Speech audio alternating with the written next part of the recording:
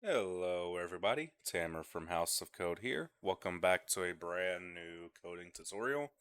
And today we are on part 2 of our Building a Discord Bot in Python series, 2026 edition. And in this video we are going to finally add commands to our bot.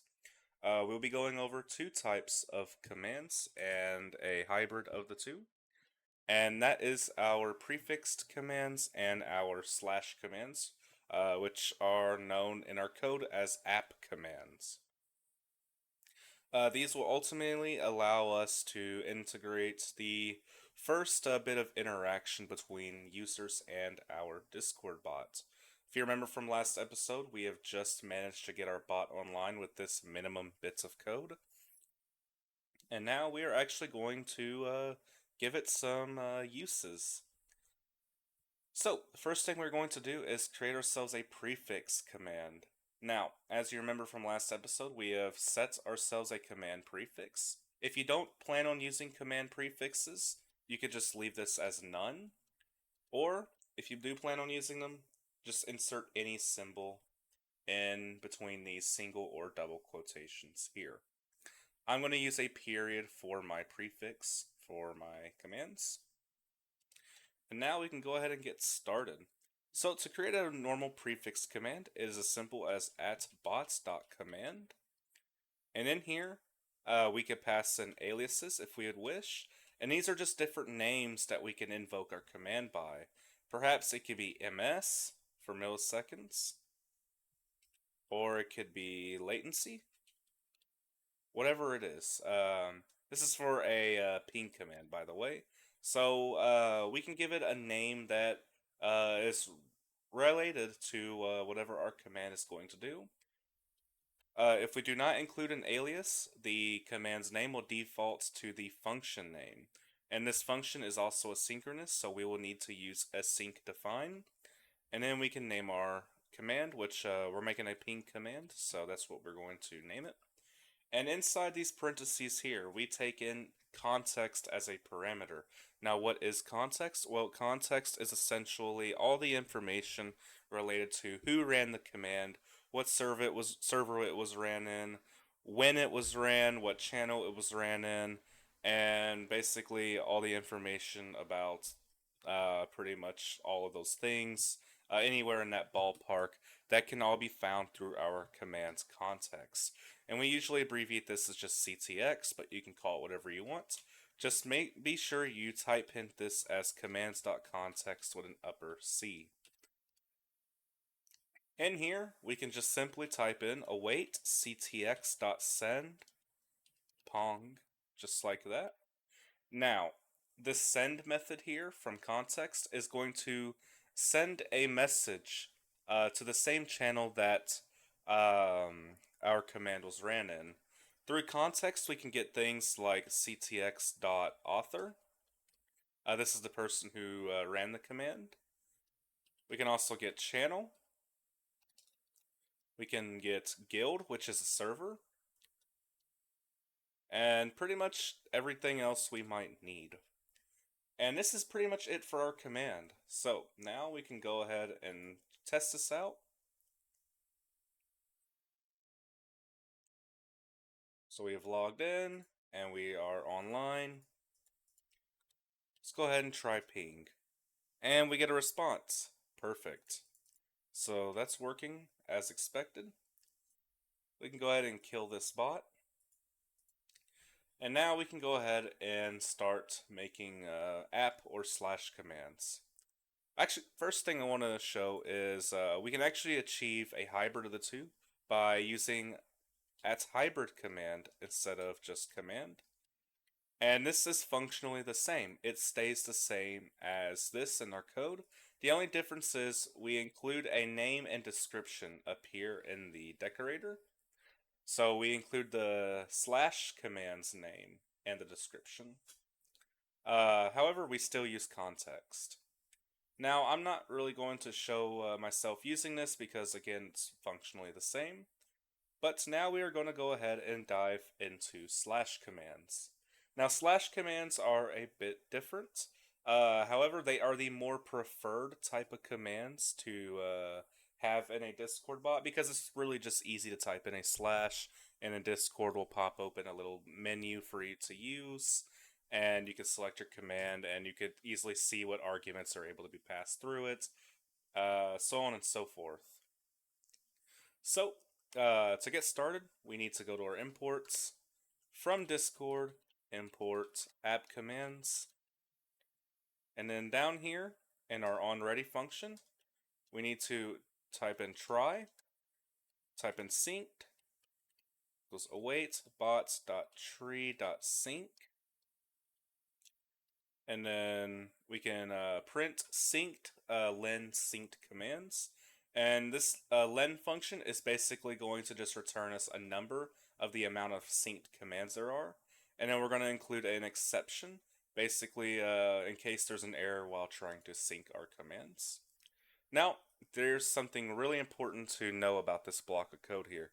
This block of code can be dangerous. Why? Well, it could actually lead to our bots getting rate limited. Now, a rate limit is essentially a longer cooldown that is forced upon a requester who makes too many requests to an API in a short given amount of time. And rate limits for Discord can last from anywhere from an hour to maybe even days. And this is really just to protect their API from getting spammed. And the thing with this block of code is, if you keep running your bot over and over again and you keep syncing your commands, you're syncing your commands with every Discord server that your bot is in. Now, as your bot scales and gets invited to more and more servers, that becomes more of a load on Discord's API. Therefore, rate limits are there to protect itself from any potential spam that could just slow things down on the server side. So, basically, what I just said there, to keep it short and sweet, do not keep this every time you run your bots. Now, when is it safe to include this block? Only if you add a new slash command, and I highly recommend that you add your slash commands in bulk, then include this block, run your code to debug each of your commands, and then remove it if they work. And here in just a little bit, we are actually going to talk about what exactly is getting synced. Other than that, we can go ahead and exit that function and create our first slash command. This is done by typing in @app commands.command. And just like a hybrid command, this needs a name and a description. And I'm going to use double quotes here. And this is going to just return the bot's latency in milliseconds. And just include the unit ms there. Now, something to keep in mind is, well, I really wish Copilot didn't do that. There we go. But basically, okay, sorry about that. But basically, description does have a character limit, and I think that's around 100. I could be wrong though, but should be around that area. Either way, it is generally preferable to keep your descriptions short and sweet. There's no need to list any arguments if your command has any, as those are already listed by Discord by default. But other than that, we can go ahead and start creating our actual ping command. Now, for slash and hybrid commands, it doesn't actually matter what you name the function, as it's going to use this name that we've provided up here. But we're just going to call it ping for simplicity. And now we're going to pass in what's called an interaction. An interaction is similar to the context, but it is strictly for app commands or slash commands, and we also use it in order to send things like UI elements to the user who invokes a command. Now, all we need to do is we can type in latency equals round bots.latency times 1000, and this is going to convert our latency to milliseconds. And then to send our response, it is just simply await interaction dot response dot send message. And in here we're going to create a formatted string, pong latency : latency in curly braces, and an ms. And that is it. Now, of course, there is more to interactions. We can get things like the author, channel, the guild, or server. Everything we need just like in context. And within this send message, we actually have things like an ephemeral. Now, if you've used slash commands on bots before, essentially an ephemeral, what that does is it'll basically tell the bot whether or not to only make the response viewable by you. So whenever you see a response from a command that you've ran, and it'll say under that this is only displayed to you, and it gives you the option of deleting that message. That is because an ephemeral is set to true on the command. And actually, just for sake, let's set that to true. Of course, you don't have to actually specify this. This is enough. Just by default, it will be viewable by everyone. Or, whoops, there we go. But setting this to true will only make it viewable by us. And on some commands, that is probably going to be best practice. Ping command, not everyone really needs to see it, so we're good to set our ephemeral to true here. And now there is one last step, and that is actually adding our command to our tree. And we do this right before our run method. So bot.tree.add command. And we just pass in the function of our command, which is ping. And now, if we go ahead and run our code, we have synced one command. Now that our command is synced, we should go ahead and just comment this out, so that way if we turn our bot off and turn it back on again, we are not making a unneeded request to the API and we won't get rate limited. So, let's go ahead and test this out. I will need to reload Discord so that way I can actually see that slash command that we've added. Now, we can go ahead and type in a slash, and I can see our newly made slash command by YTBot. Let's go ahead and try this out. Slash ping. And we got Pong, latency 106 milliseconds. A bit busy. My internet is a bit slow today, so that's normal. And of course, because our ephemeral was true, we are getting that we can only see this and we can just dismiss the message and it's gone. And that, my friends, is slash commands. Now, what about the syncing thing here? What is exactly synced? The only thing that is synced is the name of the command and a description, as well as any arguments that the command takes. Basically, anything that you could see on Discord here from our bot is what is synced with our slash commands. Now, the code that is actually in our slash commands, for the most part, will not be synced.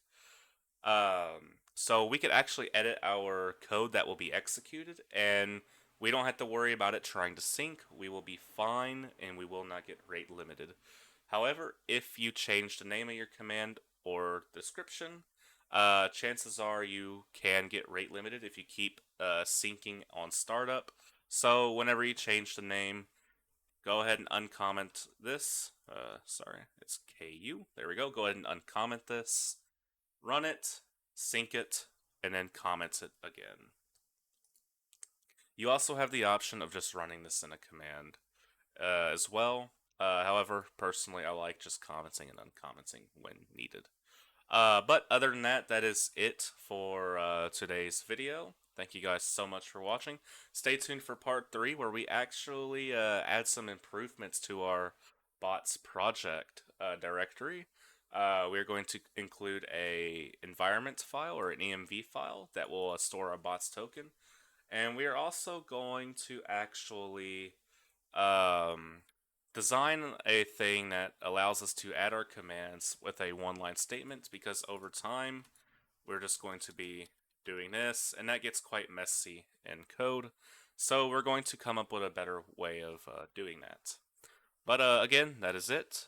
Thank you guys so much for watching. Be sure to leave a like, subscribe, and comment telling me what you would like to see on this series. And if you've ran into any trouble trying to get this to work, please join my Discord server. We are trying to grow in size, and we will be very happy to assist you in any way possible. Other than that, you guys have a wonderful weekend, and I will see you all next time. Bye bye.